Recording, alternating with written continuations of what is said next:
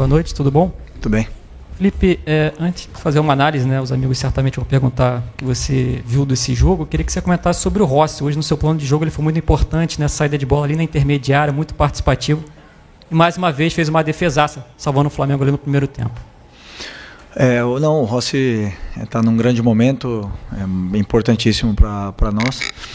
E para mim, um goleiro tem que ser bom debaixo do gol com a mão, e ele é. E depois, se puder, né, nos dá essa facilidade na saída, na qual ele consegue nos ajudar muito. E muito inteligente também, posicionando os jogadores para dar mais tempo e espaço para eles. Então, está num grande momento. Felipe, boa noite. Boa noite. A impressão que ficou para a gente é que o empate acabou sendo um resultado justo. As duas equipes apresentaram problemas. Foi um jogo abaixo, tecnicamente, com muitos erros. E o Flamengo, com os desfalques, inevitável dizer que teve dificuldade ali na criação. O Flamengo sentiu a falta de um meia mais criativo hoje, com a ausência do Arrascaeta, assim na minha visão. Eu queria que você fizesse essa análise, o que faltou para o Flamengo, porque o time teve a posse, o time teve ali a pressão no início, principalmente, mas errando novamente nesse último terço, assim. Não, ficou bem evidente o momento, a semana.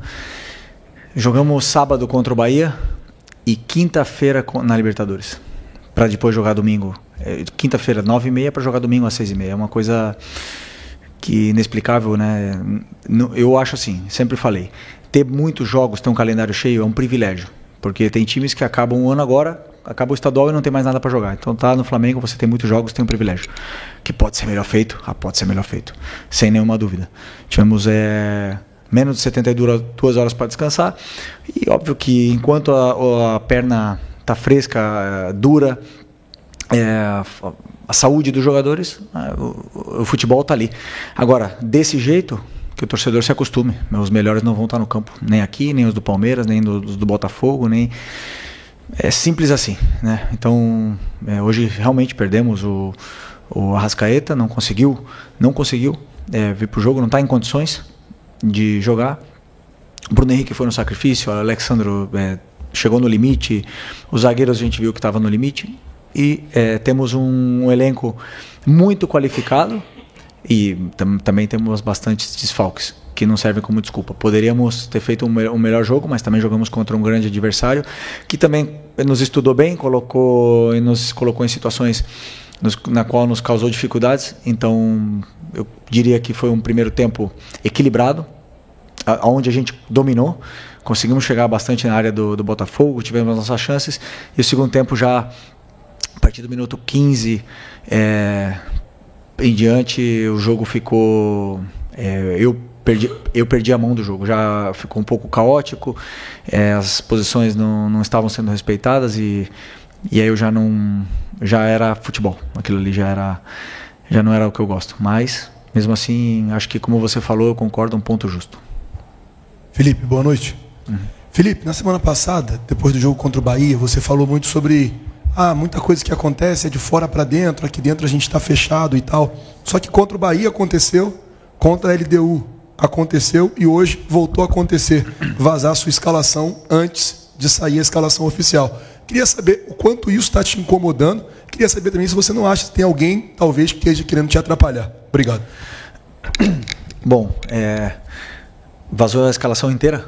Não, saiu que o Pedro ia jogar. Bom, Pedro. Vazou bastante? Ok. Bom, não controlamos tudo, infelizmente, né?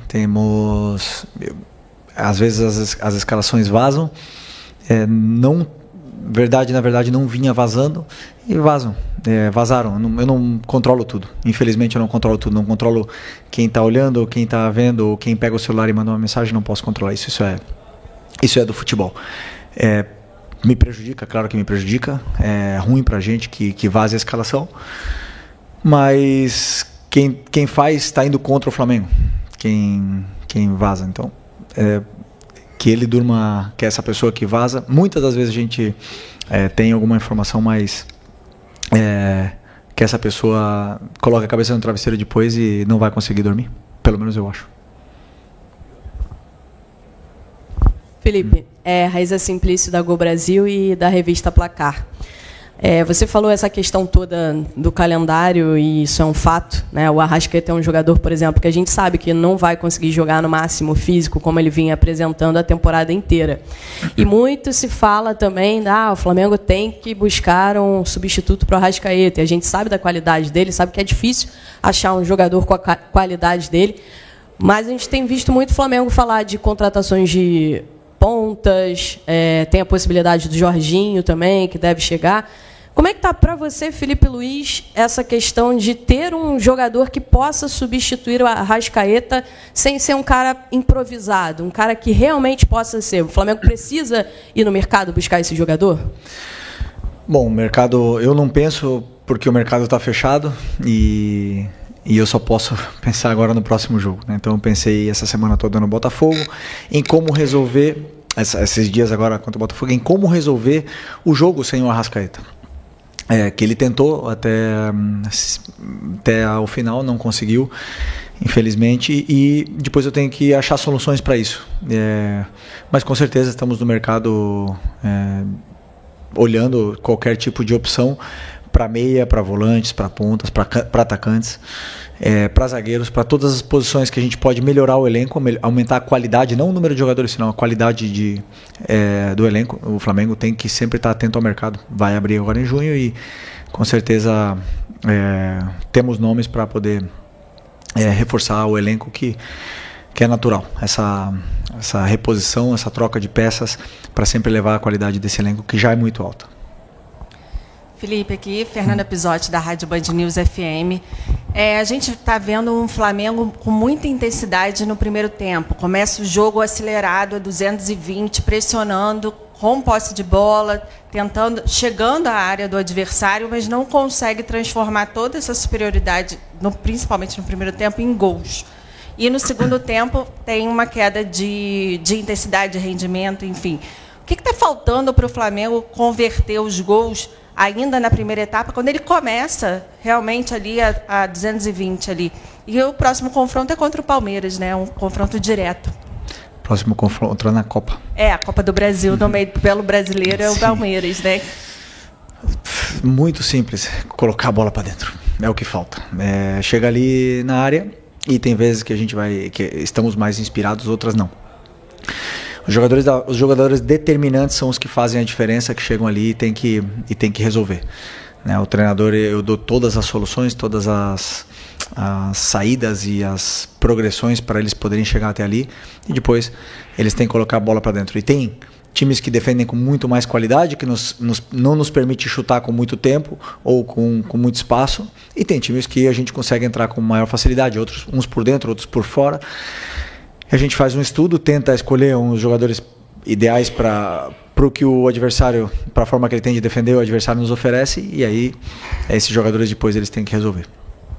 E a única forma é colocar a bola para dentro, não tem outra. Okay. Aqui Felipe, boa noite. Marcos Martinho, do canal da HSRN. Felipe, mais um jogo onde o Flamengo sofreu com desfalques, né? Sobretudo no setor de meio campo, sem Eric Pulgar, sem Alan, Gerson, Arrascaeta. E eu quero te perguntar até que ponto você considera que a ausência desses jogadores influenciou negativamente na criação do Flamengo, né? O Flamengo com mais dificuldade de criar no jogo de hoje do que no jogo contra a LDU, e se essas questões também enfatizam, né, cada vez mais a necessidade de abastecer esse plantel nesse setor de meio campo. Muito parecida com a pergunta da tua companheira. Como eu falei, reforçar o plantel, o elenco, a gente vai tentar com certeza nesse mercado. E quando você perde um jogador, claro que você sente um jogador titular, e a gente perdeu muitos, né? Muitos jogadores nesse processo agora, mas eu não vejo dessa forma. Eu vejo os que eu tenho disponível, tento ver com as peças que eu tenho, montar o quebra-cabeça para poder vencer do Botafogo, que também tinha desfalques para esse jogo. Então, esse jogo realmente, fisicamente, foi um jogo muito exigente, porque jogamos quinta-feira, 9h30. O Botafogo tem um time muito qualificado, que foi campeão brasileiro ano passado, foi campeão da Libertadores ano passado, não podemos esquecer da qualidade que tem esse time, está muito bem treinado.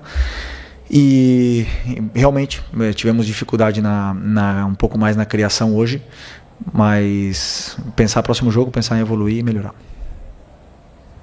Felipe, boa noite. Mauro Santana, do canal Mauro Santana. Além dos desfalques que você citou, alguns jogadores caíram sensivelmente de produção. Você está um deles, que inclusive foi muito importante para o Flamengo, terminou muito bem a temporada passada, começou muito bem essa temporada, que foi o Wesley. Chegou até a ser noticiado que o jogador voltou da seleção brasileira com bastante desgaste, mas a verdade é que ele não está conseguindo entregar aquilo que a gente sabe que ele pode entregar. Já existe algum diagnóstico a respeito disso? Por que dessa queda? E de que maneira tentar recuperar esse jogador que já foi tão importante para o Flamengo?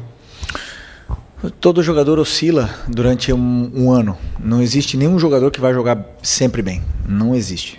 Sempre durante, e mais aqui, com 80 jogos, sem tempo de descanso, com uma pressão absurda, todos eles vão oscilar. E o Wesley tem 21 anos, né?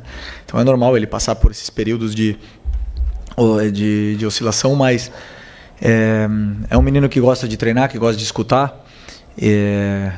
Viveu um ano muito intenso ano passado, esse ano foi convocado para a seleção, então imagina como é que não deve estar um turbilhão na cabeça dele, tudo acontecendo, com o mercado europeu especulando o nome dele, e a gente tenta blindar o máximo possível para que ele possa performar. Hoje eu já gostei muito mais do jogo dele, já achei que ele fez um bom primeiro tempo, e depois, como toda a equipe baixou, o jogador ele baixa junto, né? Se o nosso time está errando tecnicamente, se baixa um pouco a qualidade, todos eles baixam o nível. Então, junto com a equipe ele acabou baixando, mas hoje eu já gostei mais do Wesley, e com o tempo ele vai retomar as grandes atuações que ele estava tendo. Felipe, boa noite. Boa noite. Aqui. A gente teve hoje o Lohan novamente relacionado.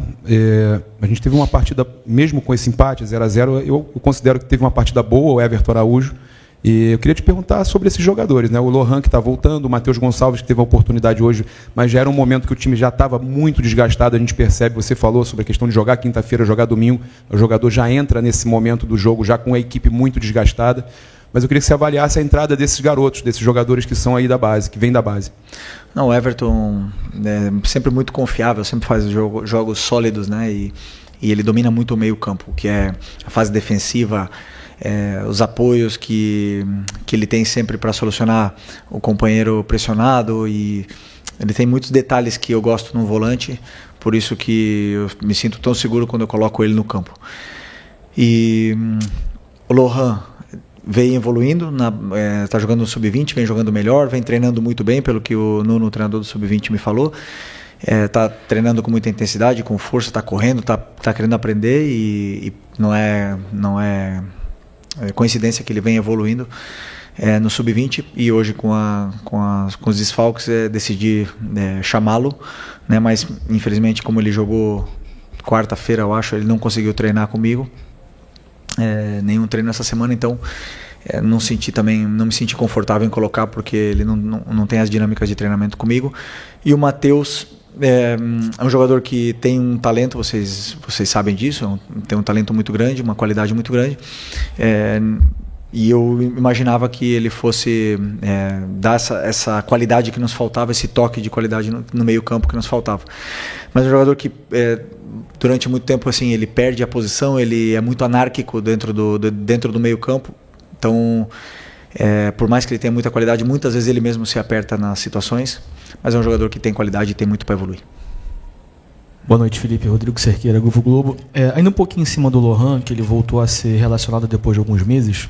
Ele tinha muita expectativa quando subiu ano passado com o Tite, fez um início de carreira no profissional muito bom, depois acabou perdendo espaço e tal. Como é que você pensa o Lohan assim, no time? Qual função que você acha que ele poderia desempenhar a partir do momento que ele tem essas dinâmicas com você de treino, tenha mais tempo trabalhando com o elenco? Até porque é um jogador que a torcida sempre fala muito, né? Sempre esperou muito dele.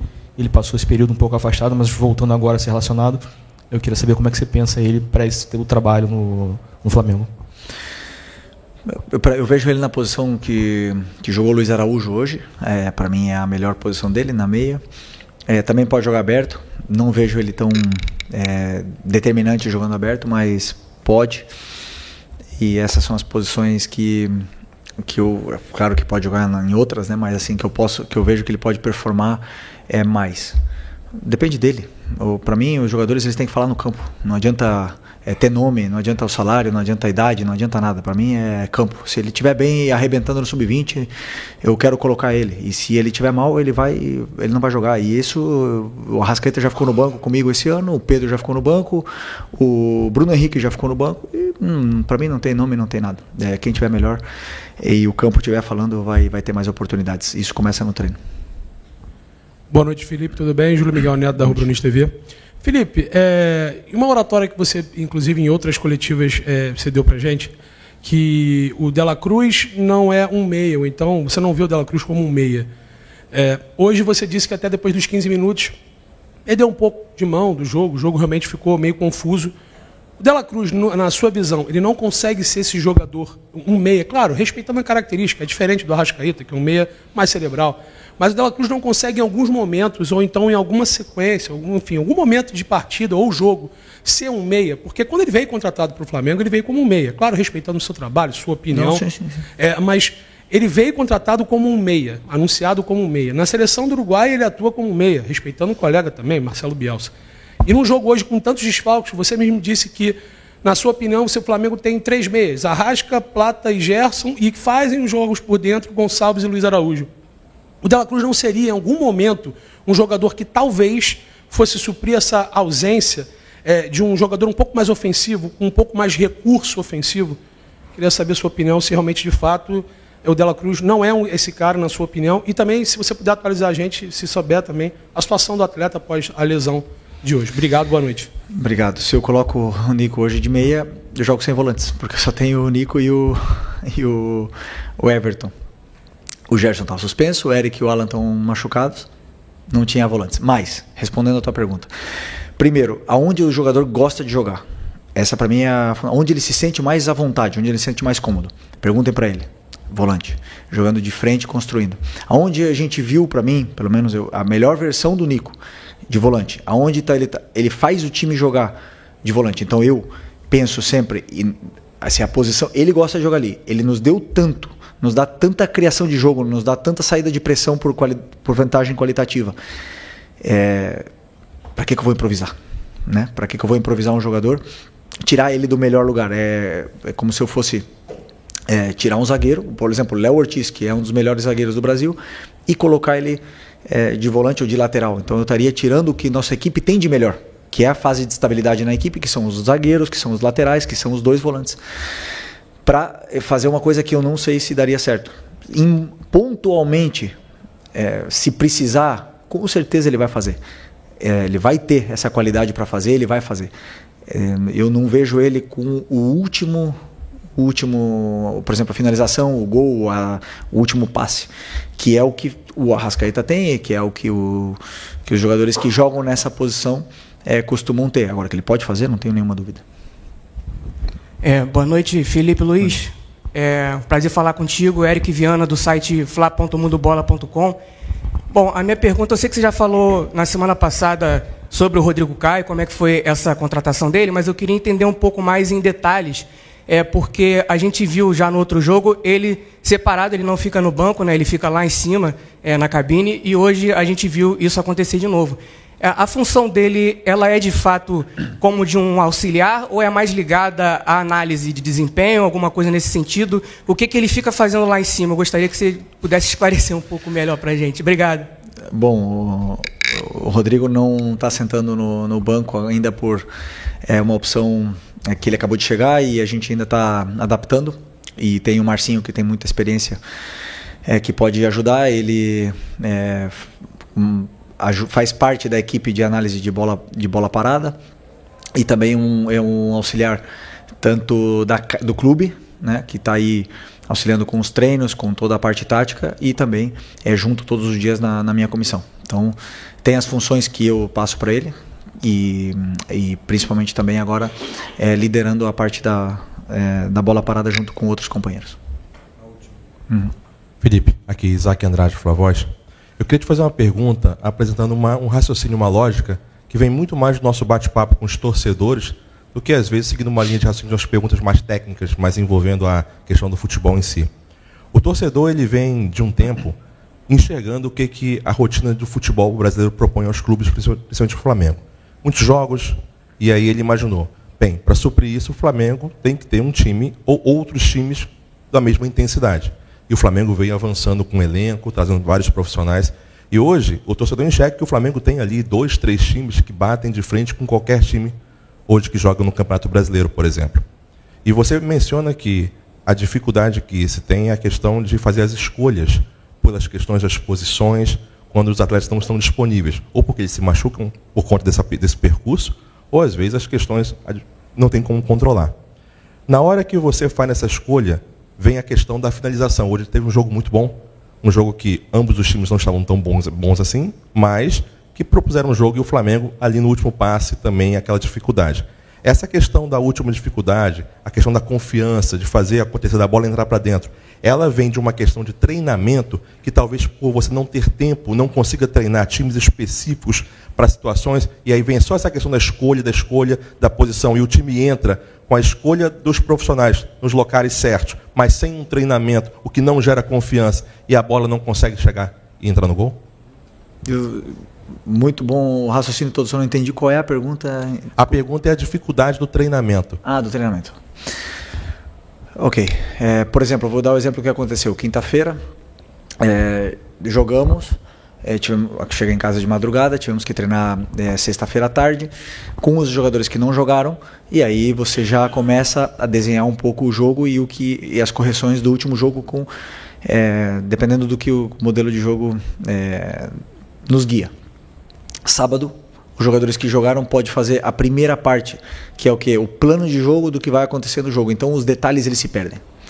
Para mim é isso, os detalhes eles se perdem. Já são os 2 metros do posicionamento de um zagueiro que fica errado. São detalhes. A condução de bola, quando ela tem que acontecer. E essas coisas vão se perdendo, mas principalmente o jogador ele não descansado totalmente para jogar. Muitas vezes o nível de intensidade, de concentração ele cai. E é pequeno, não é muita coisa, porque você vê, por exemplo, o Alexandro com 34 hoje jogou os 90 minutos em altíssimo nível.